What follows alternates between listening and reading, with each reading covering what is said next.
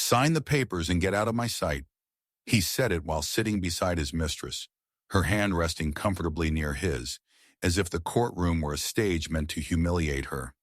The silence that followed felt deliberate, heavy with judgment already made. She remained still, hands folded, while they whispered, smiled, and planned a future that erased her entirely. To them, bringing another woman into the room was not cruelty. It was proof of power. Her calm became their evidence that she was weak, replaceable, finished. What they did not understand was why she did not react, why she did not plead, why she watched them as if she were counting something they could not see. Silence is not always surrender. Sometimes it is the moment before truth enters and overturns every assumption. Before we continue, tell us where you are listening from, your city, your country. If this story resonates, share your thoughts and stay with us for what comes next. The dining room of the Arledge estate glowed with warm light and polished surfaces, designed to impress and intimidate in equal measure. Zoraida Vane Temperley sat at the far end of the long table, her posture straight, her hands folded neatly in her lap. The dress she wore was not her choice. Eleanor Arledge had selected it that afternoon, holding it up with a thin smile and saying it was appropriate, understated, and respectful. The word respectful had landed like a command. Zoraida understood what it meant. Do not stand out. Do not compete. Do not remind anyone that you exist. Sterling Arledge occupied the center of the table, relaxed and confident, as if the house itself responded to his presence.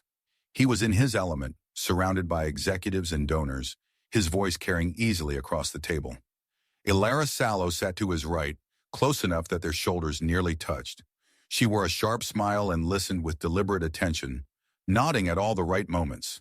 To anyone watching, she looked less like a guest and more like a partner. Zoraida watched the exchange with a calm that surprised even her.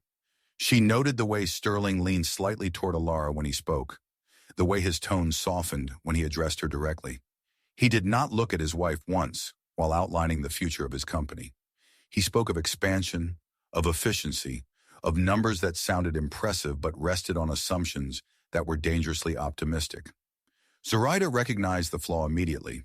It was the kind of oversight that came from confidence untested by scrutiny.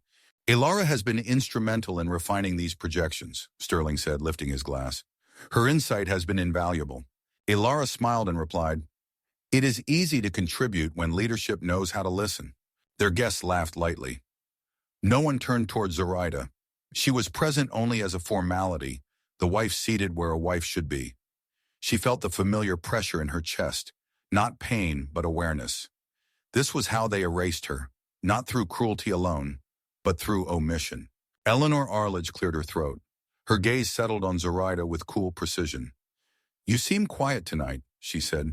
Perhaps you're tired. These gatherings can be overwhelming. Zoraida met her eyes. I am fine, thank you. Eleanor reached for her wine glass, her movement slow and deliberate.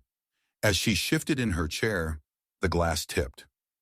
Red wine spilled across the table and splashed onto Zoraida's dress, staining the pale fabric instantly. A brief silence followed. Eleanor did not apologize. Oh dear, she said. You should take care of that. The staff closet is near the kitchen. You can clean yourself up. The words were not loud, but they were clear. A few guests looked away. Others watched with thinly veiled curiosity. Sterling frowned, not at his mother, but at the interruption. Ilara's eyes flickered with interest. Zoraida rose from her seat. She felt the warmth of the wine against her skin and the weight of every gaze in the room. Anger pressed at the edges of her composure, but she did not let it through. She smiled, polite and controlled. Before I step away, she said, her voice steady, I would like to mention something. Sterling looked up, surprised. Now is not the time. It will only take a moment, Zoraida replied. She turned slightly toward the table. The efficiency report you referenced earlier contains a miscalculation in its energy loss assumptions. If implemented as presented, the projected savings will not materialize. In fact, the cost overruns will become visible within 2 quarters. The table fell silent. Sterling stared at her. That is not correct. Zoraida held his gaze. It is. I reviewed the model this morning. Ilara shifted in her chair. That analysis has already been validated. Validation does not eliminate error. Zoraida said calmly. It only confirms agreement. Sterling's jaw tightened. He glanced at the guest, then back at his wife. We will discuss this later. Zoraida nodded. Of course. She stepped away from the table, her head held high, the stain on her dress visible but unacknowledged. As she walked toward the door, she felt the atmosphere behind her change. The laughter did not resume. Conversation stalled. For the first time that evening, Sterling looked unsettled. In the hallway, the noise of the dinner faded. Zoraida paused, resting her hand against the wall. Her reflection in the mirror showed a woman composed, her expression unreadable. She did not feel humiliated. She felt resolved. The house had shown her exactly what it thought of her, and in doing so, it had confirmed what she already knew. This was not a place built on respect or partnership. It was a stage for power, and she had been cast as a prop. She straightened her shoulders and continued down the corridor, leaving the dining room and its quiet shock behind her. The night was far from over, and she sensed that the true confrontation had yet to begin. The corridor outside the bedroom was dark when Zoraida reached it. The lights that usually guided the way had been turned off, leaving only a faint glow from the garden outside the tall windows. She slowed her steps, sensing something wrong before she saw it. Her suitcase stood upright near the door, another one lying on its side, half open, her clothes folded with careless hands spilling onto the floor. She stopped. Her first instinct was not fear, but clarity. This was not chaos, it was intention. The bedroom door was ajar. Zoraida pushed it open and found Sterling inside, standing near the bed with his jacket already off, his sleeves rolled up as if preparing for work rather than confrontation. His expression was tight, impatient. On the bedside table lay a thin stack of papers. You should not have embarrassed me tonight, he said before she spoke. Zoraida closed the door behind her. You did not look embarrassed. Sterling picked up the papers and held them out. This is over. Sign these, pack your things, and leave quietly. If you do that, I will make sure this stays private. She glanced at the document. The word divorce stood out immediately. And if I do not, his voice hardened, then I report missing jewelry, family heirlooms. You were the only one with access. Zoraida felt a cold calm settle in her chest. She had imagined many versions of this moment, but the speed still surprised her. You would destroy your own credibility for convenience. I would protect what is mine, Sterling replied. A soft sound came from the doorway. Elara Sallow stepped into view, holding a porcelain cup in her hand. It was the one Zoraida used every morning, chipped slightly at the rim. Elara's expression was composed, almost curious. I hope you do not mind, Elara said. I was thirsty. She loosened her grip. The cup slipped from her fingers and shattered on the floor. The sound echoed sharply in the room. That was unnecessary, Sterling said, though there was no real reprimand in his tone. Elara shrugged. It was only a cup. Zoraida watched the pieces scatter. She felt no urge to raise her voice. You could have asked. Elara met her gaze. I could have, but this feels more honest. At that moment, the lights went out completely. The room fell into darkness, followed by the hum of silence as the climate system shut down. Sterling exhaled in irritation. They have cut power to this wing, as he said. It will encourage efficiency. Zoraida understood then that this had been planned carefully. Discomfort was a tool. Fear was expected. She refused to provide either.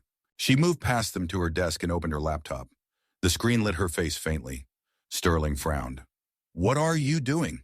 Taking my work with me, Zoraida replied. You have no work, Elara said. You never had. Zoraida did not respond. Her fingers moved steadily across the keyboard. Each command followed the next with precision.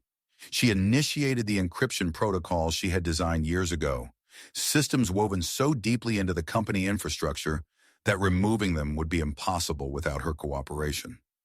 As the process completed, she felt a quiet certainty replace the tension in her shoulders. Sterling stepped closer. You cannot do this. I already have, she said. What you call nothing has been holding your systems together. He stared at the screen, then at her. For the first time that night, doubt crossed his face. Zoraida closed the laptop and placed it in her bag. She picked up a slim folder from the desk.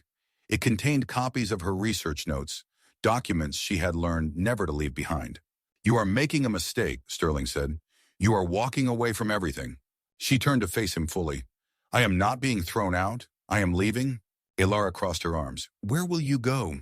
That is no longer your concern, Zoraida replied. Sterling's voice dropped. If you walk out that door, do not expect mercy. Zoraida met his eyes. Mercy was never offered here. She stepped into the hallway, lifting her suitcase without hesitation. The house felt different now, stripped of its illusion of permanence. She paused once and looked back at Sterling. You are not losing a wife tonight, she said. You are losing the most valuable asset you ever had. He said nothing. Zoraida walked down the dark corridor and out into the night, the doors closing behind her with a finality that felt earned rather than tragic. She did not know exactly what would come next, but she knew this. She was no longer waiting to be chosen. She had chosen herself. The room Zoraida rented was small and quiet, tucked above a closed tailor shop on a street most people ignored. The bed creaked when she sat, and the window looked out onto a brick wall streaked with age. It was exactly what she needed. Invisible places were useful when everyone expected spectacle. She unpacked slowly, arranging her belongings with care. The laptop went on the desk by the window. The folder of documents stayed within reach. She listened as the city settled into its nightly rhythm, distant traffic and muted voices drifting upward. For the first time since leaving the Arledge estate, she allowed herself to breathe fully. By morning, the rumors had already begun. Her phone buzzed with messages that pretended to be concerned. Former acquaintances asked if she was all right, then paused too long before offering help they never intended to give. Others were less subtle. I heard you left with nothing, one message read. That must be hard. Another followed shortly after. Sterling says you were unhappy and reckless. He tried to protect you. Zoraida read each message without responding. She understood the pattern. Control the narrative, isolate the subject, reduce her to a cautionary tale. The Arledge family had always believed that silence was the same as defeat. They had mistaken her restraint for emptiness. She noticed the man across the street that afternoon. He stood near a parked car, checking his phone too often, looking up whenever she moved near the window. By the third time, she was certain. Sterling had hired someone to watch her, to confirm that she was unraveling as expected. Instead, she opened her laptop and began to work. Zoraida spent hours organizing her research, cataloging years of development that had quietly supported Sterling's company. Each file carried a history of decisions she had made alone, improvements labeled as minor adjustments, innovations credited to teams that never existed. She compiled timelines, correspondence, and system logs that traced the origin of each advancement back to her. As she worked, she reflected on how easily her labor had been dismissed. She had been praised when convenient and ignored when her presence threatened the image they wanted to project. She thought of how often she had been introduced as Sterling's wife before being acknowledged as anything else. She had accepted it then, believing patience would earn respect. It never did. That evening, she met with Marcus Hale at a quiet cafe near the river. Marcus had been her colleague years earlier, a lawyer who specialized in intellectual property disputes. He had always listened more than he spoke, and when he saw her now, his expression was steady, without pity. They are telling people you contributed nothing, he said after she explained the situation. They will try to bury you with appearances. They already have, Zoraida replied. I let them. Marcus studied the documents she slid across the table. These are not appearances. These are foundations. They took credit for what they did not understand, she said. I want it back. He nodded. Then we proceed carefully. We let them underestimate you. That will be their final error. As she walked back to her room, Zoraida felt a familiar weight lift slightly. She was not alone in this fight, but she would lead it. She knew the cost of visibility and the price of silence. Both had been demanded of her before, and she had paid without complaint. That night she lay awake, staring at the ceiling. Her thoughts turned inward, not toward anger, but clarity. She considered the world that had shaped her, one where women like her were expected to be grateful for access rather than recognized for contribution. She had been taught to be twice as careful, twice as competent, and still prepared to be doubted. She was done preparing to be doubted. In the days that followed, the pressure increased. Articles appeared online questioning her motives. A former friend crossed the street to avoid her. The man across from her window remained. Zoraida documented everything, not out of fear, but out of habit. Data told stories when people refused to listen. She stood at the window one evening and met the watcher's gaze directly. He looked away. Zoraida turned back to her desk. The silence of the room no longer felt like absence. It felt like space. She was building something again, not for recognition, but for truth. The stage they had prepared for her humiliation would soon belong to her. She closed her laptop and allowed herself a small smile. The world believed she had been emptied. That belief would soon cost them everything. The courtroom was already full when Zoraida entered. Conversation softened but did not stop. She felt eyes follow her as she walked to her seat beside Marcus Hale. He rose briefly, professional and calm, then sat again.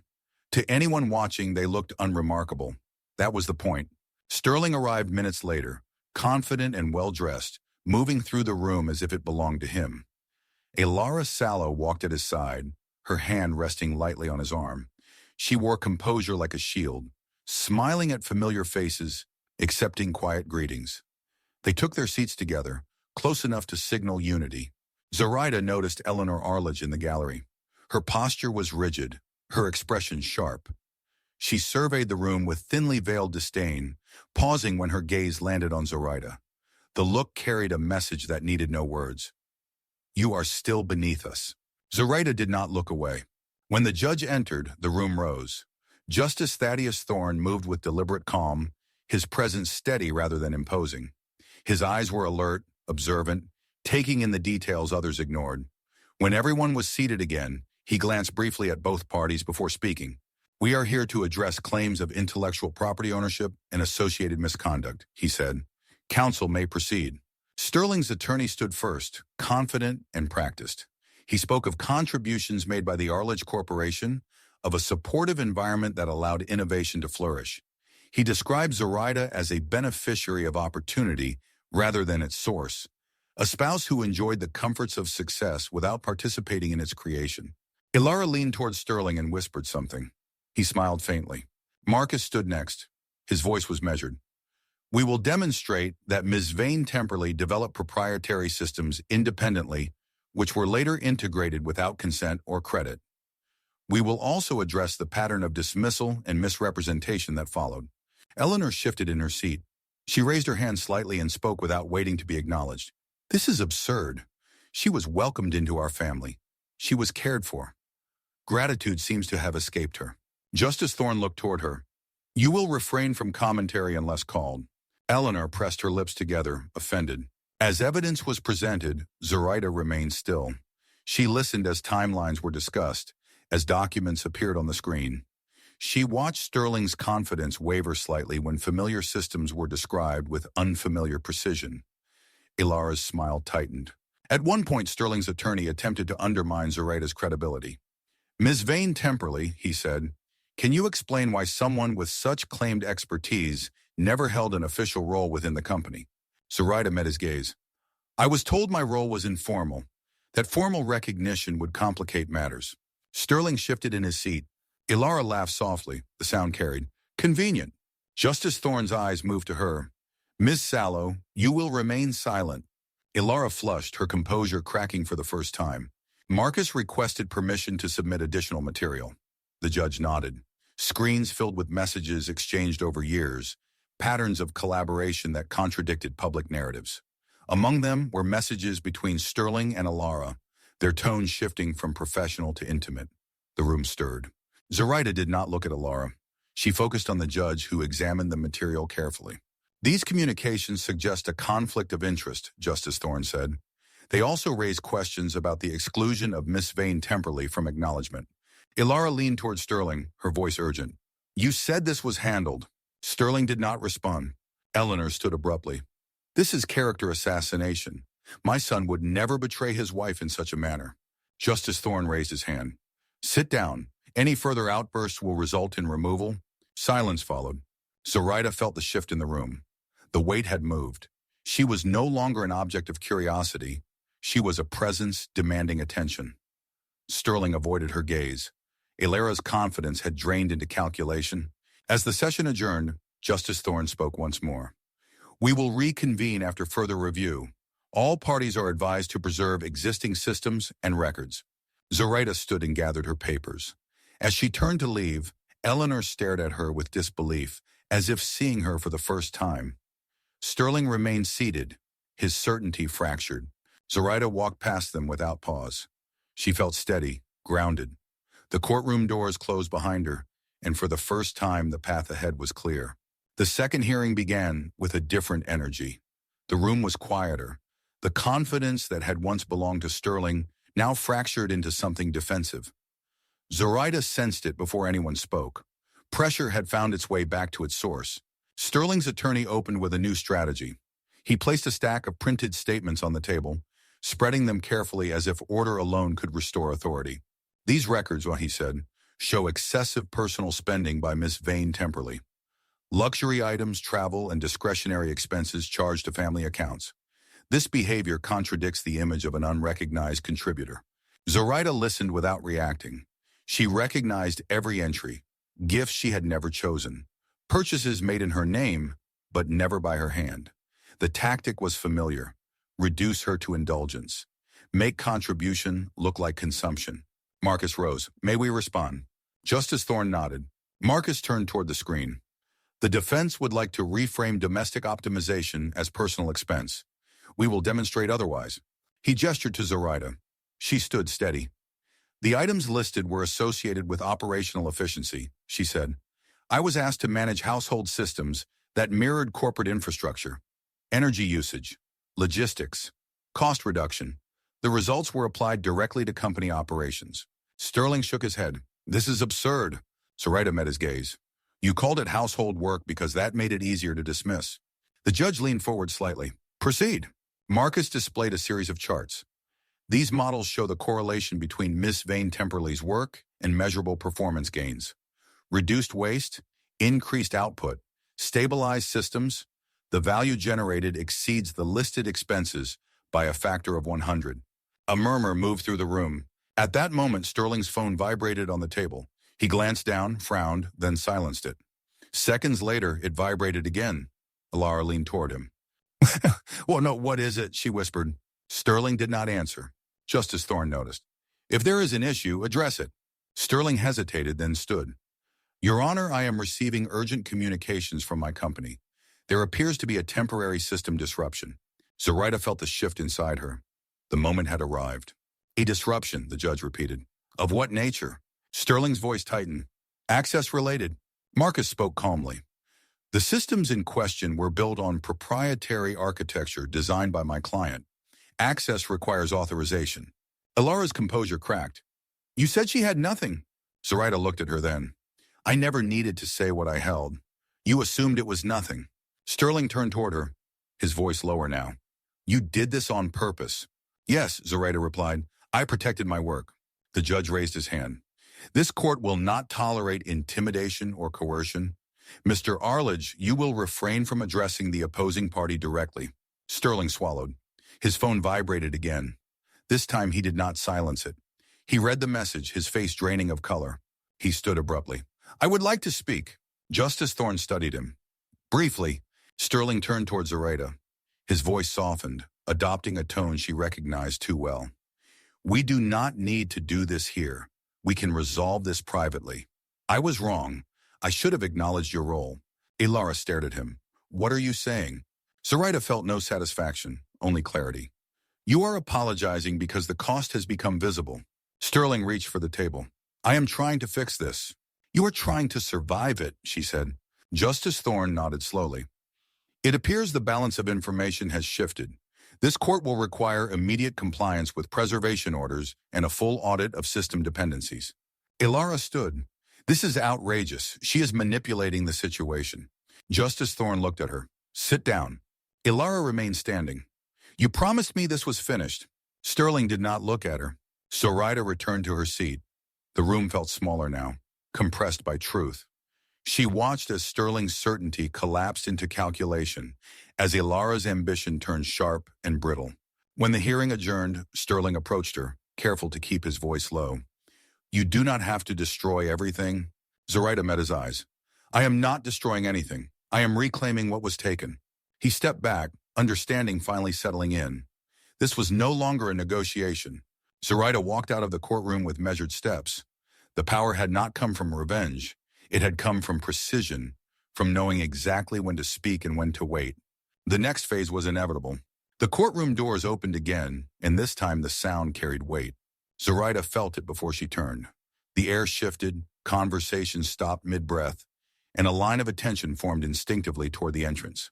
Several men and women stepped inside with calm assurance, dressed with restraint that signaled authority without display.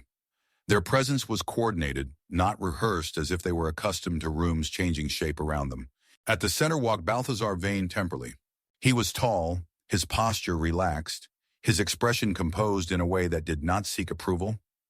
His eyes moved across the courtroom with quiet evaluation, then settled briefly on Zoraida. There was no dramatic recognition, no gesture meant for others. Only a slight nod, steady and precise. It was enough. Sterling stiffened in his seat. Elara's hand tightened around her bag. Eleanor Arledge leaned forward, her face pale, struggling to place what she was seeing. Justice Thorne looked up. His gaze lingered on Balthazar, then shifted to the individuals accompanying him. He did not ask who they were. He already knew this was not coincidence. Marcus leaned toward Zoraida. "Your father," he said quietly. Zoraida kept her eyes forward. Her pulse remained steady. She had prepared herself for this moment, but preparation did not diminish its impact. She felt the weight of years lift and settle at the same time. Balthazar took a seat behind her, close enough to be unmistakable, distant enough to allow her space. The others filled the rows beside him, their presence forming a silent structure. The courtroom no longer belonged to the Arledge name. Justice Thorne cleared his throat. "Before we proceed, the court acknowledges new representation in attendance. Mr. Vane Temperley, do you wish to be recognized?" Balthazar stood. His voice was calm, unhurried. "Only to clarify identity and standing. Zoraida Vane Temperley is my daughter. She is also the sole heir to the Vane Temperley family holdings." The words settled slowly, as if the room needed time to absorb them. A murmur rose, then stopped when Justice Thorne raised his hand. Sterling stared ahead, his expression frozen. Elara turned toward him, disbelief etched across her face. "You said she had nothing," she whispered. Eleanor's breath came shallow. She gripped the bench in front of her, her composure fracturing. "This is impossible," she said aloud. She would have said something. Zoraida turned slightly, her voice even. "You never asked." Balthazar continued. "My family chose discretion long before it became fashionable. Zoraida requested to build her life without the weight of our name. That choice was respected. What was not expected was the degree of contempt shown in return." Justice Thorne regarded Zoraida with new clarity. "Ms. Vane Temperley, is this accurate?" "Yes," Zoraida said. "I withheld my identity intentionally. Not to deceive, but to understand." Elara rose abruptly. "This is a setup. You trapped him." Zoraida met her gaze. "No, I observed." Justice Thorne addressed Elara. "You will sit down." Elara did not. "She married him under false pretenses." Balthazar turned toward her then, his voice quiet but firm. "My daughter married a man who claimed to value integrity. The falsehood was not hers." Sterling finally spoke, his voice strained. "Why did you not tell me?" Zoraida looked at him fully. "Because I wanted to know who you were when nothing protected me." Silence followed. Eleanor rose, her voice trembling with outrage. "You let us believe you were ordinary." Zoraida replied, "I am ordinary. You're the ones who decided that was an insult." Justice Thorne leaned back, his expression thoughtful. "The court recognizes that prior assumptions may have influenced conduct. This revelation does not alter the facts presented, but it clarifies motive." Sterling's attorney whispered urgently to him. Sterling did not respond. His attention remained fixed on Zoraida, as if seeing her for the first time without the filter of dismissal. Balthazar sat again, his role complete. He did not look at Sterling. He did not need to. Zoraida felt a quiet release. Not triumph, but alignment. Her life no longer required concealment. The power she carried was no longer theoretical. As the session adjourned, security moved subtly toward Elara, who had begun gathering her belongings with frantic precision. Eleanor remained seated, her world reduced to fragments she could not reorder. Zoraida stood and walked toward the exit. As she passed Sterling, he spoke her name once, softly. She did not stop. Outside the courtroom, the light felt different. She inhaled deeply, aware of the ground beneath her feet and the future ahead. She was no longer defending her worth. She was claiming her place. The courtroom was silent when Justice Thaddeus Thorne returned to his seat. No one spoke. Even the air seemed to wait. Zoraida sat with her hands folded, her posture relaxed but attentive. She felt the weight of the moment without tension. Whatever happened next would not define her. It would simply confirm what had already been revealed. Justice Thorne adjusted the papers before him and looked directly at Sterling. This court finds that Mr. Arledge knowingly misrepresented ownership of proprietary systems developed by Miss Vane Temperley. The evidence demonstrates a sustained pattern of exclusion, coercion, and unauthorized use. Sterling stood as if pulled upward by habit. His face was drawn, his confidence replaced by a hollow focus. Alara rose with him, her breath uneven. Justice Thorne continued, Mr. Arledge is found liable for intellectual property fraud and financial misconduct. Damages will be assessed in full, including restitution and penalties sufficient to dismantle the structure built upon that misconduct. A sharp sound escaped Eleanor Arledge. She clutched the bench, her world narrowing in on itself. Alara turned towards Sterling, her voice breaking. You told me this was controlled. You said she had no leverage. Sterling did not answer. He stared at the judge, then at Zoraida, as if searching for a way to reverse time. Justice Thorne raised his hand. Miss Sallow, your involvement has been noted. Further inquiry will follow. Alara's face hardened. You are doing this to punish us. Zoraida spoke for the first time since the ruling began. No, this is the cost of your choices. Justice Thorne nodded once. The court also recognizes Ms. Vane Temperley's right to full restoration of her professional standing and personal dignity. Any attempt to retaliate will be met with immediate consequence. The gavel struck. The sound was final. Sterling slumped back into his seat. Eleanor remained standing, her expression vacant. Alara grabbed her bag and stepped toward the aisle, her movements sharp and frantic. A court officer intercepted her. You will remain. Outside the courtroom, the noise returned all at once.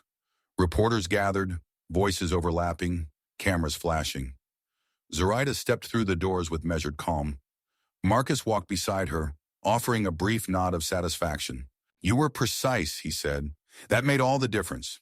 Zoraida did not smile. It made the truth unavoidable. Behind them, Sterling and Alara emerged together.